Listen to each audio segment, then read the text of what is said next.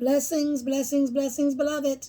I am Mama Pam, aka Pamela Dobson, of the SMRF Family International Interactive Ministry, where we do read the Word of God, beloved, 7 minutes every day, so you do not have to read. Today's read is for Wednesday, July 17th, 2024. We're resuming our read from Genesis, the 19th chapter. Let us start on the 8th verses. Reading from the King James Version of the Word of God. Let me set this timer.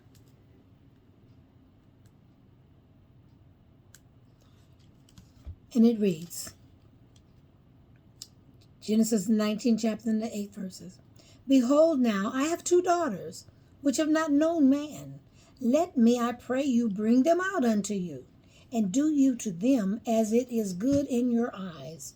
Only unto these men do nothing, for therefore came they under the shadow of my roof.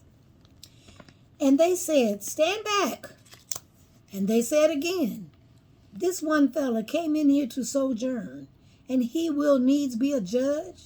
Now will we deal worse with thee than with them.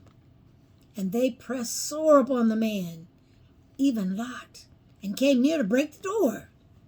But the men, angels, put forth their hand and pulled Lot into the house to them and shut to the door.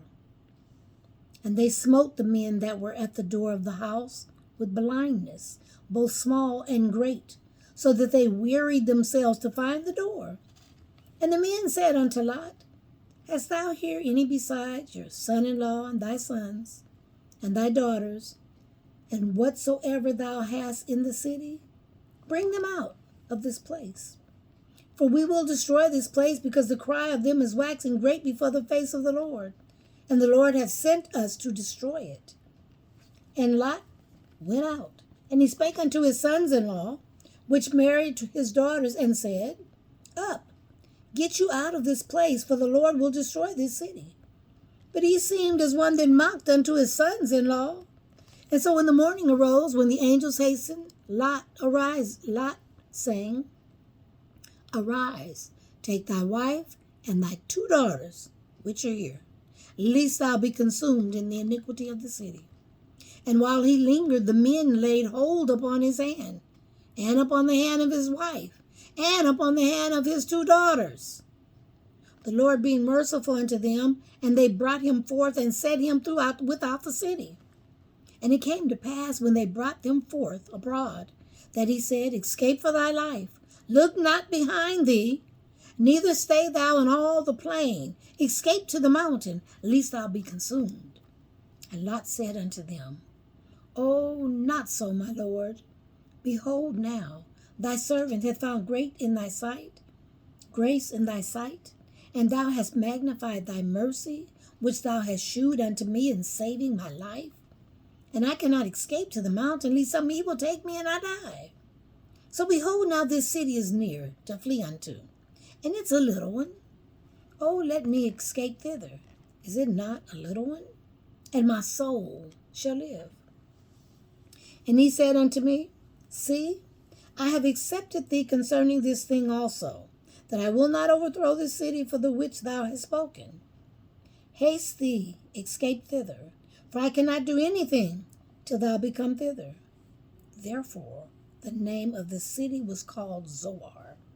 Now the sun was risen upon the earth when Lot entered into Zoar.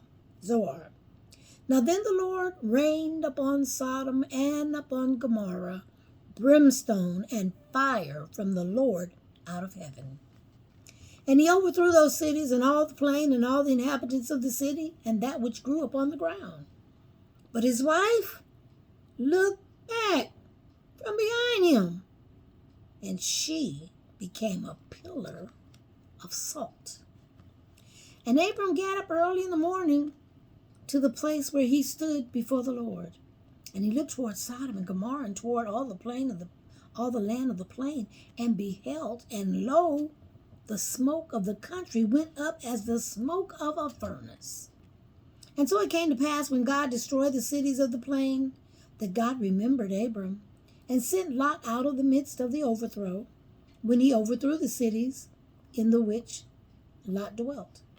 And Lot went up out of Zoar, and dwelt in the mountain, and his 2 daughters with him, for he feared to dwell in Zoar, and he dwelt in a cave, he and his 2 daughters.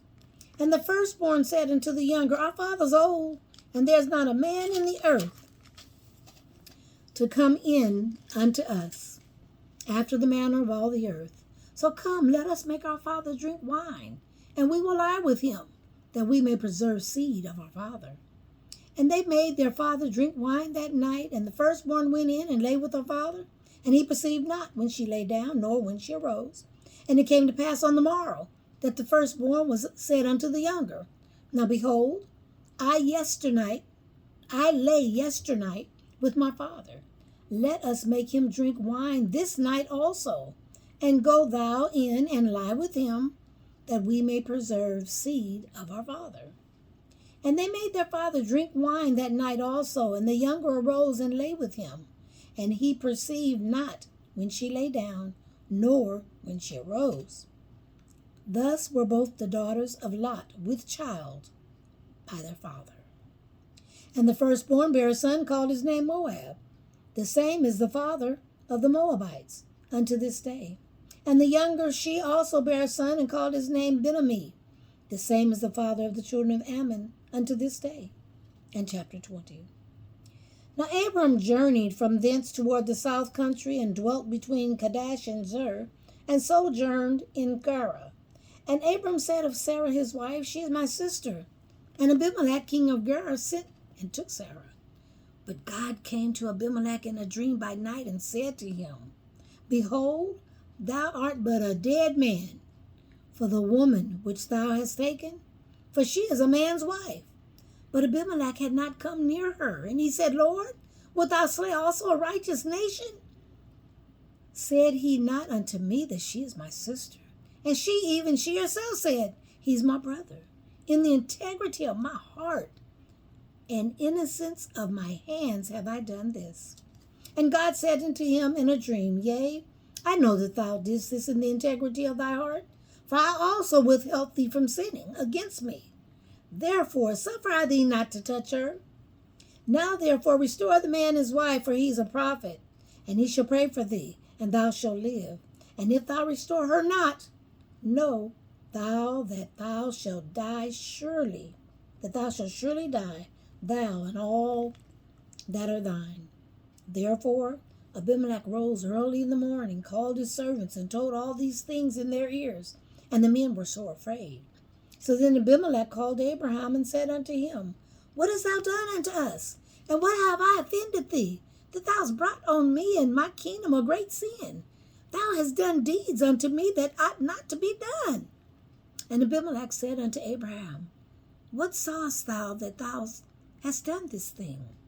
And Abraham said, Because I thought surely the fear of God is not in this place, and they will slay me for my wife's sake. And yet indeed she's my sister. She is the daughter of my father, but not the daughter of my mother. And she became my wife. And so it came to pass, when God caused me to wander from my father's house, that I said unto her, so that was 8 minutes, so it's probably going to take another minute, that I said unto her,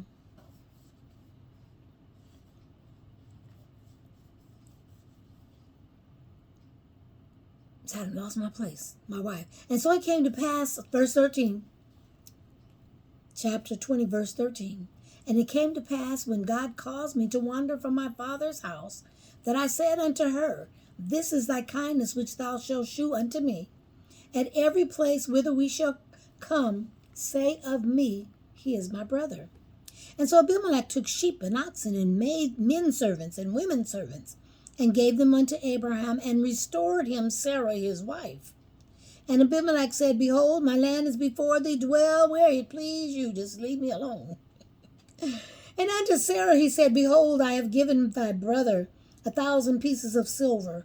Behold, he is to thee a covering of the eyes, unto all that are with thee, and with all others. Thus she was reproved. So Abraham prayed unto God, and he healed Abimelech, and his wife, and his maidservants, and they bare children. For the Lord had fast closed up all the wombs of the house of Abimelech because of Sarah, Abraham's wife. Those of you who have to go back to lunch, I know you do. I got you in and got you out on the 30, but we're going to keep on reading, and then I'm going to be running because I got a doctor's appointment. So we're reading from, cancel the time. We're reading from Genesis, the 18th chapter. We're resuming from yesterday's read. Genesis, the 18th chapter, and the verses 10 through 11, angelic protection at the door. Now the men reached out their hands and pulled Lot into the house with them and shut the door. It must have taken great, perhaps supernatural strength to do what the angels did at the door. Perhaps for the first time, Lot began to understand that his guests were more than men. The angels' deliverance.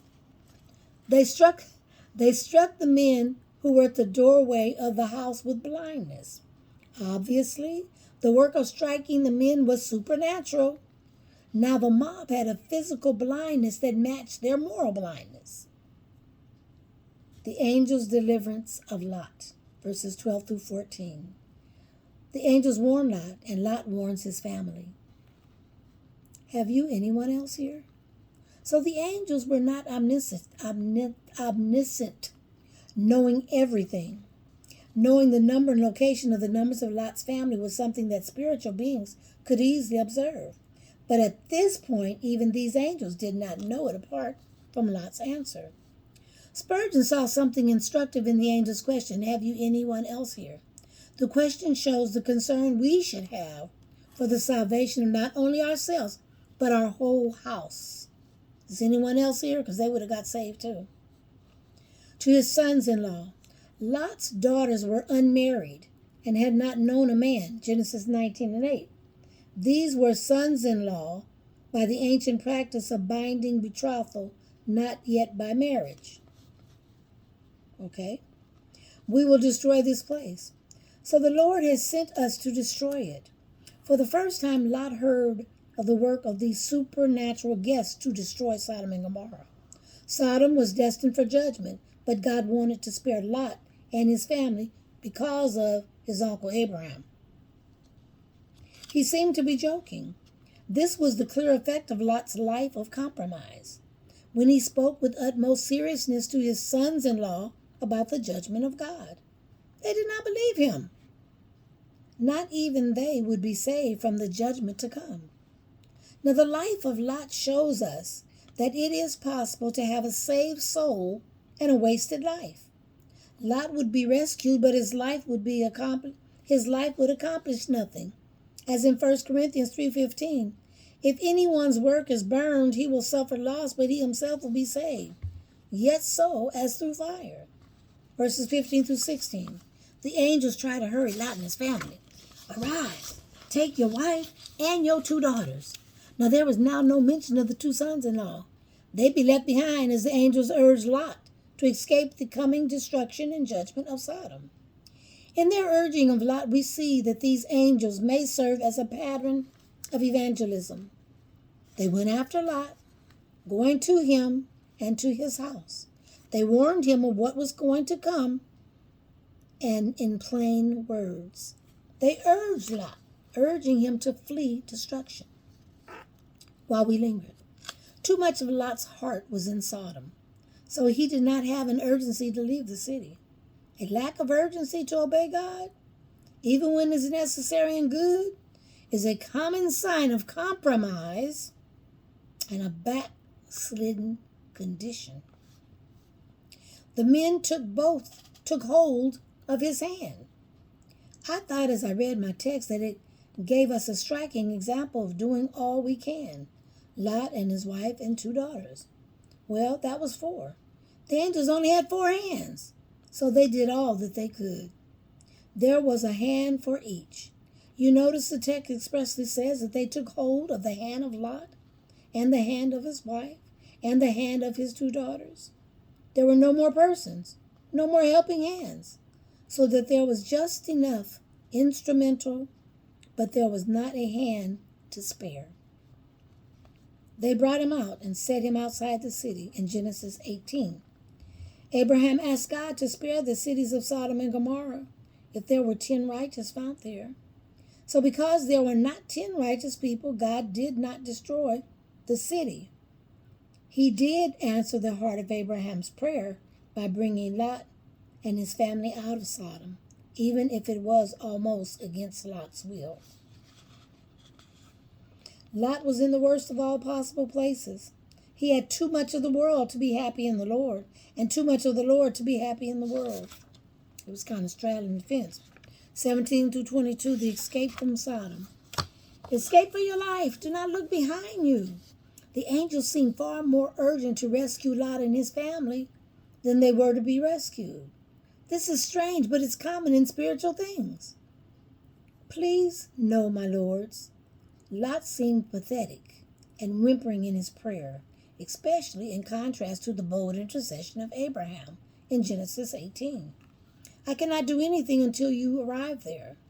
So the answer is that Abraham's question, shall not the judge of all the earth do right? Genesis 18:25. God, bound by his own righteousness and honor, could not bring this judgment on Sodom until the few righteous people were rescued. Therefore, the name of the city was called Zoar. The name Zoar means small or insignificant. It was a little city Lot bargained with the angel about. Here on this recording, this was just for the 7-minute read. I do apologize. Y'all got some good stuff. I didn't turn y'all off. Turn you off now. If you want to see the commentary, you got to go to YouTube and look for the read of today. God bless.